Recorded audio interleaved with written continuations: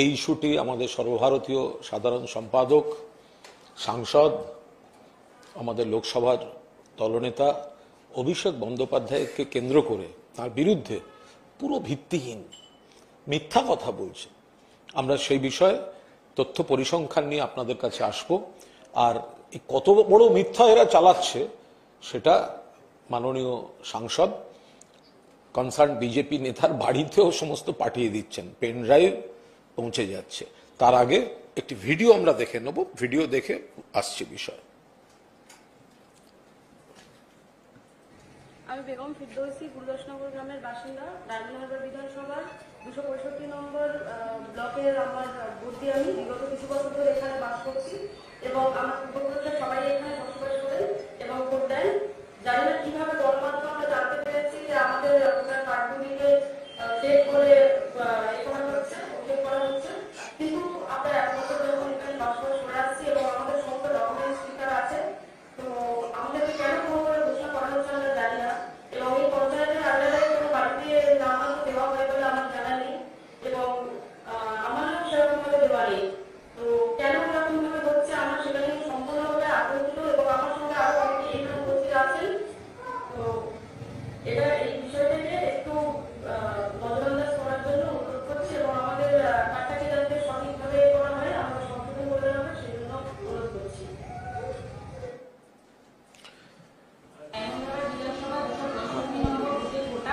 আমি হচ্ছে পঞ্চায়েত এলাকায় বাস করি, সেই জন্য আমাদের কোনো নগর সম্পদ থাকে না। আর আমাদের বাপ ঠাকুরদারা সবাই এখানকার বাসিন্দা, কিন্তু আমাদের একটা মিডিয়ার মাধ্যমে জানতে পারলাম যে আমাদের ভোটার কার্ডটি ভুয়ো বলে ঘোষণা করা হচ্ছে। কিন্তু মানে কীভাবে এটা ভুয়ো সেটা তো আমরা, সেই জন্য আমরা ভীষণভাবে আতঙ্কিত। তাই আমাদের এই অভিযোগটি সম্পূর্ণ মিথ্যা। আমার নাম রিতা মন্ডল, আমি এখানে 40 বছর ভোট দিচ্ছি। এখন আমাকে বলছে ভোটার কার্ড ভুয়ো, এটা সব মিথ্যা। আমার নাম প্রলয় পুরকাই, আমি হচ্ছে যে ডায়মন্ড 265 নম্বর বুথের ভোটার এবং এখানে স্থায়ী বাসিন্দা। আমি এক সংবাদ মাধ্যমের মাধ্যমে জানতে পারলাম যে আমাদের হচ্ছে যে ভোটার লিস্টের নাম নাকি ভুয়ো, সেই জন্য আমরা সবাই এখানে একসঙ্গে এসেছি এবং আমরা সবাই আতঙ্কিত যে আমাদের নামটা কেন ভুয়ো হলো। আমরা বিগত কয়েক বছর ধরে ভোট দিচ্ছি এবং আমার পূর্বপুরুষরা সবাই এখানে স্থায়ী বাসিন্দা এবং এখানে ভোট দেয়, সেই হিসেবে আমরা সবাই আতঙ্কিত যে হচ্ছে এই নামটা কেন আমাদের সবাই ভুয়ো বলে ঘোষণা করছে।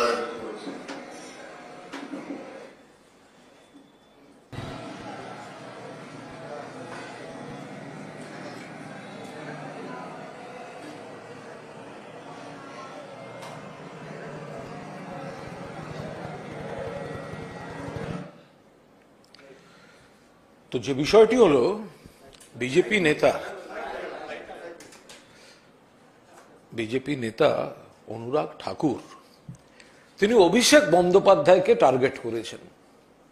অভিষেক বন্দ্যোপাধ্যায়, যিনি সর্বভারতীয় তৃণমূল কংগ্রেসের সর্বভারতীয় সাধারণ সম্পাদক, অভিষেক বন্দ্যোপাধ্যায় মাননীয় সাংসদ, অভিষেক বন্দ্যোপাধ্যায় লোকসভায় সর্বভারতীয় তৃণমূল কংগ্রেসের দলনেতা, তাকে টার্গেট করছেন বিজেপি নেতা মন্ত্রী অনুরাগ ঠাকুর।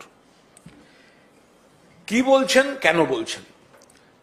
অভিষেক বন্দ্যোপাধ্যায় এই পহলগাঁওয়ের পর যখন কেন্দ্রীয় সরকার সর্বদলীয় প্রতিনিধি দল সারা পৃথিবীতে পাঠালেন, অভিষেক বন্দ্যোপাধ্যায়ের পারফরমেন্স, তিনি ছিলেন বেস্ট পারফর্মার। গোটা দেশ থেকে যতগুলি প্রতিনিধি দল গেছে, যতজন সাংসদ গেছেন, প্রত্যেককে সম্মান দিয়েও আমরা বলছি অভিষেক বন্দ্যোপাধ্যায় সেরা পারফর্মার। ভারতবর্ষের সম্মান, ভারতবর্ষের মনোভাব বিশ্বের দরবারে যেভাবে তিনি ফুটিয়ে তুলেছেন, সেরা সাংসদ হিসেবে এই সর্বদলীয় প্রতিনিধি দলগুলিতে পারফর্ম করেছেন অভিষেক বন্দ্যোপাধ্যায়। তার সম্পর্কে কি বলছেন? ডায়মন্ড হারবারের ভোটার লিস্ট নিয়ে বলছেন। অনুরাগ ঠাকুর তিনি বলছেন যে একটি বাড়ির ঠিকানা দিয়ে, বুথ নাম্বার 265, তিনি ঠিকানা দিয়ে বলছেন যে এটা ভুয়ো, ওটা নেই। মানে এতগুলো মানুষ যাদের আপনারা দেখলেন তারা নেই। আমরা তথ্য প্রমাণ দিয়ে জানাচ্ছি যে পার্টিকুলার ওই বাড়িটা বুথ নাম্বার 265-তে, সেখানে টোটাল ভোটারের সংখ্যা হচ্ছে 47। Assembly constituency diamond Harbour, Lok Sabha তো ডায়মন্ড হারবার বটেই, ব্লক ডায়মন্ড হারবার 1, গ্রাম পঞ্চায়েত বলসিধি কালীনগর, ভিলেজ গুরুদাসনগর। তো এখানে পার্টিকুলার ওই জায়গাটায় বুথ নাম্বার 265-এর আন্ডারে 47 জন ওই ঠিকানায় ভোটার আছে। 47, এর মধ্যে এখন রয়েছেন 41 জন। এখন রয়েছেন 41 জন। বাকি 6 জনের হিসাবও অভিষেক বন্দ্যোপাধ্যায়ের তরফ থেকে দিয়ে দেওয়া হচ্ছে। একদম খুঁটিনাটিটা দেয়াই তো ভালো। মোট 47 ওই বাড়িতে, আছে 41, তাহলে বাকি 6 কোথায়? একজন মারা গেছেন, একজন ওড়িশায় থাকছেন, 3 জন বিয়ে হয়ে গিয়েছে, ফলে অন্য জায়গায় চলে গিয়েছেন, আর একজন কাজের জন্য বাইরে গেছেন। ফলে মোট 47, এখন প্রেজেন্ট রয়েছে 41। তো এর মধ্যে ভুয়ো বা কারচুপি এর অবকাশটা কোথায়? আমরা খুব পরিষ্কারভাবে বলছি যে এই অনুরাগ ঠাকুর আর একটা মারাত্মক মিথ্যা কথা বলেছেন। তিনি বলছেন ডায়মন্ড হারবার কনস্টিটিউয়েন্সিতে 4 বছরে 15% ভোটার বেড়ে গেল কি করে? প্রথম কথা, যদি বাড়ার হয় বাড়বে, আপনি ঠেকাবার খেয়ে, যদি বৈধ ভোটার থাকে আপনি ঠেকাবার খেয়ে। কিন্তু আমরা পরিষ্কারভাবে বলছি যে লাস্ট 4 ইয়ার্স সেখানে 143 নম্বর ডায়মন্ড হারবার অ্যাসেম্বলি কনস্টিটিউয়েন্সি, সেখানে ভোটার বেড়েছে 4.70%, নট 15%, 4.70%। এবং 144 নম্বর ফলতা অ্যাসেম্বলি কনস্টিটিউয়েন্সি, ওখানে ভোটার বেড়েছে 4.09%। ফলে ডায়মন্ড হারবারে 4.7, ফলতায় 4.09। এবার অনুরাগ ঠাকুর হয় জানেন না, কোনো গ্রাউন্ড লেভেল রাজনীতি করেন না, অথবা তার গ্রাম কাঠামোর সঙ্গে কোনো সম্পর্ক নেই, অথবা জেনে শুনে মিথ্যা কথা বলছেন।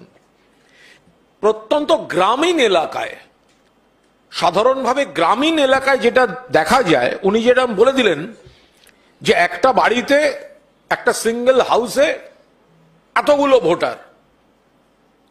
আপনারা যে কেউ গিয়ে দেখতে পারেন, গ্রামের যেহেতু বাড়ি ধরে ধরে আলাদা বাড়ি সম্ভব, ঠিকানাটা সেইভাবে বহু জায়গায় নেই। ফলে একটিকে কেন্দ্র করে এতগুলি ঘরের বাসিন্দাদের নাম ভোটার তালিকায় ওঠে। টেকনিক্যাল সব টার্মও আছে, যারা নির্বাচন পরিচালনা করেন তারা সবাই জানেন। আপনি যদি গ্রামের ভেতরে ঢোকেন, গ্রামের বাড়ি দেখেন, তাহলে দেখবেন আলাদা করে রাস্তার নাম দিয়ে বা আলাদা করে বাড়ির ঠিকানা দিয়ে বাড়ি পাওয়া কঠিন, কারণ ওখানে সিস্টেমটা আলাদা। ওখানে একটি বাড়িকে কেন্দ্র করে বা একটি প্রতীকী বিষয় রেখে সেখানে বাকি ওই অঞ্চলের বাড়িগুলির ভোটারদের আপনার দেখার কথা জেনুইন ভোটার না জেনুইন ভোটার নয়। ফলে সব জেনে শুনে অনুরাগ ঠাকুর, কারণ ওরা পরিষ্কার জানেন যে হাউস নাম্বারটা ভোটার তালিকায় সেক্ষেত্রে কিভাবে ব্যবহার করা হয়। আপনি মাঠের পর মাঠ পেরিয়ে আপনি দেখলেন 8টা ঘর থাকে, আপনি রাস্তার নাম পাবেন, বাড়ির ঠিকানা পাবেন? এটা হয় না, এটা সবাই জানেন, এটা ভারতবর্ষের কোথাও হয় না। ফলে এইটাকে সম্পূর্ণভাবে এটা ডিনোট করলে যেটা বাস্তব সেটাই উঠে আসে, যে কোন বাড়িতে কে রয়েছেন, কজন রয়েছেন, তাদের সচিত্র পরিচয়পত্র, তাদের অন্যান্য নথি। As there is no concept of actual house number in rural Bengal. আপনি অন্য রাজ্যের ক্ষেত্রে সেই একই বিষয়। আপনি যখন গ্রামের বাড়িতে যাচ্ছেন বহু জায়গায়, আপনি একটা মাঠ পেরোলেন, একটা ক্ষেত পেরোলেন, আপনি দেখলেন খুব সুন্দর ছবির মতো গ্রাম, 10-12টা ঘর রয়েছে, তো সেই রাস্তার নাম আর সেই বাড়ির ঠিকানা কি? তো ভোটার লিস্টে ঠিক যেভাবে ওঠার, এখন অনুরাগ ঠাকুর হোমওয়ার্ক করেননি, তো আমরা তো সেই মানুষগুলিকে পর্দার সামনে হাজির করে এনে দেখিয়ে দিলাম যে অনুরাগ ঠাকুর অভিষেক বন্দ্যোপাধ্যায়কে আক্রোশ থেকে আক্রমণ করতে গিয়ে তিনি তার হোমওয়ার্ক তো ঠিক মতো করেনি। যদি হোমওয়ার্ক ঠিক করতেন তাহলে উনি দেখতে পেতেন যে বাড়ির ঠিকানা ওইভাবে কিভাবে লেখা হয় ভোটার লিস্টে, সেখানে অ্যাকচুয়াল ভোটার কতজন আছেন বা নেই, চোখের ওপর সমস্ত হিসাব রয়েছে। আর এই গোটা হিসেব, গোটা তথ্য পরিসংখ্যান অভিষেক বন্দ্যোপাধ্যায় পুরো দস্তুর অনুরাগ ঠাকুরের কাছে পাঠিয়ে দিচ্ছেন। ভাই দেখুন, পেন ড্রাইভে যাচ্ছে, পেয়ে গেছেন বা পেয়ে যাবেন, আপনি যেসব ঠিকানার কথা বলেছেন দেখুন। আর আমরা আমন্ত্রণ করছি, শুধু দূর থেকে দেখেই বা কেন বলবেন, আসুন না একবার এই মানুষগুলোর সামনে দাঁড়ান। শুধু দূর থেকেই বা কেন এইসব ভুলভাল বলবেন? তাই আসুন, ওই ঠিকানাটা একবার যান, সেখানকার বাসিন্দাদের কাছে, সেখানকার ভোটারদের কাছে একবার মুখোমুখি হন। অভিষেক বন্দ্যোপাধ্যায় আমাদের সর্বভারতীয় সাধারণ সম্পাদক, লোকসভার দলনেতা, সাংসদ হিসেবে সফল, দেশের প্রতিনিধি হিসাবে প্রধানমন্ত্রী কি ভাষণ দেন ঘুরে ঘুরে, ওর থেকে অনেক ঢের বেশি ভালো ভাষণ অভিষেক বন্দ্যোপাধ্যায় দিয়ে দেখিয়ে দিয়েছেন রাষ্ট্রনায়কের ভাষণ কেমন হয়, এবং দেশের প্রয়োজনের সময় সেরা ব্যাটসম্যান কিভাবে ব্যাট করে, এটা নরেন্দ্র মোদীও পারেননি, যেটা বিদেশের প্রতিনিধি দলে অভিষেক বন্দ্যোপাধ্যায় দেখিয়েছেন। এখন বিজেপির সাংসদরা সেই ঈর্ষায়, গায়ের জ্বালায় অভিষেক বন্দ্যোপাধ্যায়কে আক্রমণ করতে নেমেছেন। 7.5 লক্ষ ভোটে জিতেছে, সেই ধাক্কা সামলাতে পারছে না। আমি অনুরাগ ঠাকুর বা বিজেপি নেতাদের জিজ্ঞেস করব, এই ভিত্তিহীন কথাগুলো বলছেন কেন? লোকসভা ভোটের পর ডায়মন্ড হারবার লোকসভা কেন্দ্রে কটা বুথে আপনারা রিপোল দাবি করেছিলেন? এই এলাকায় রিপোল দাবি করেছিলেন? এই এলাকায় রিপোল দাবি করেছিলেন? তাহলে আজকে কেন এই ভিত্তিহীন কথা বলছেন? 7.5 লক্ষ ভোটের ধাক্কাটা সামলাতে পারছে না। রিপোল তো দাবি করেনি, তার মানে ওনারাও জানেন, ভোটের সময়ও জানতেন যে ওনাদের দল জেনুইনলি হারছে, নইলে তো তখনই রিপোল দাবি করতেন।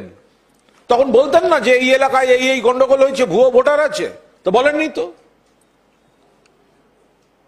অনুরাগ ঠাকুর, আপনি যাদের ভরসায় এসব তথ্য নিয়ে খেলতে নামছেন, আপনাকে ডুবিয়ে দেবে। এদের সঙ্গে কোনো গ্রাসরুটের সম্পর্ক নেই। আপনাদের এই বাংলা থেকে নেওয়া তথ্যের আপনাদের যা সিস্টেম, এসব বদল করুন, হোমওয়ার্ক করুন। অভিষেক বন্দ্যোপাধ্যায় সম্পর্কে যদি কিছু বলতে হয়, 101 বার হোমওয়ার্ক করে নেবেন, তারপর কিন্তু সামলাতে পারবেন না। এবং বাংলার, গ্রাম বাংলার মানুষদের কথায় কথায় এরা ভোটার নয়, এরা ভুয়ো ভোটার, এরা ভুতুড়ে ভোটার, এ তো বাংলাকে অপমান করা, বাংলার মা বোনেদের অপমান করা। ওই বৃদ্ধাকে দেখলেন, মাথার সবকটি চুল সাদা হয়ে গেছে, বলছে আমি ভুতুড়ে ভোটার, আমি ভুয়ো ভোটার, আমি এত বছর থাকি এখানে, কেন বাংলা এবং বাঙালির শিকড় ধরে টান মারছেন বিজেপি নেতারা?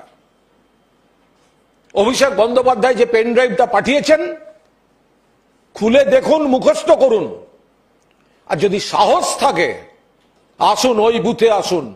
যে বাড়ি সম্পর্কে অভিযোগ করছেন, যে অ্যাড্রেস সম্পর্কে অভিযোগ করছেন, চ্যালেঞ্জ করছি, ইনভাইট করছি, ওই ঠিকানায় আসুন, ওই বুথে আসুন, ওই মানুষগুলোর সামনে দাঁড়িয়ে বলুন যে আপনারা ভুতুড়ে, আপনারা ভুয়ো।